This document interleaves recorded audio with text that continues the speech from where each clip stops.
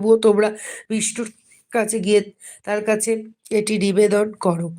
তখন দেবগণ ভগবান বিষ্ণুর কাছে গেলেন। তিনি তখন ব্যবস্থা গ্রহণ করলেন যে এই শৈব অনুসরগণ সনাতন ধর্ম থেকে বিমুখ হয়ে সর্বতভাবে অনাচার পরায়ণ হয়ে উঠলেন। বৈদিক ধর্ম নাশ হওয়ায় নারীরা পতিব্রত ধর্ম ত্যাগ করলেন, পুরুষেরা ইন্দ্রিয়াদির বশ হলেন। এইভাবে নারী পুরুষ সকলে দুরাচারী হয়ে উঠলেন। দেবারাধনা, শ্রাদ্ধ, যজ্ঞ, ব্রত, তীর্থ, শিব, বিষ্ণু, সূর্য, গণেশ আদির পূজা, স্নান, দান ইত্যাদি সমস্ত শুভ আচরণ লোপ পেল। তখন মায়া অর্থাৎ অলক্ষ্মী তাদের নগরীতে ঢুকে গেলেন। তপ দ্বারা প্রাপ্ত লক্ষ্মী দেবী সেখান থেকে চলে গেলেন। এইভাবে সেখানে অধর্মের বিস্তার হলো। মুরে তখন শিবের ছায় ভ্রাতাদের সঙ্গে সেই দৈত্য রাজদের এবং ময়ের শক্তিও সংকুচিত হয়ে গেল।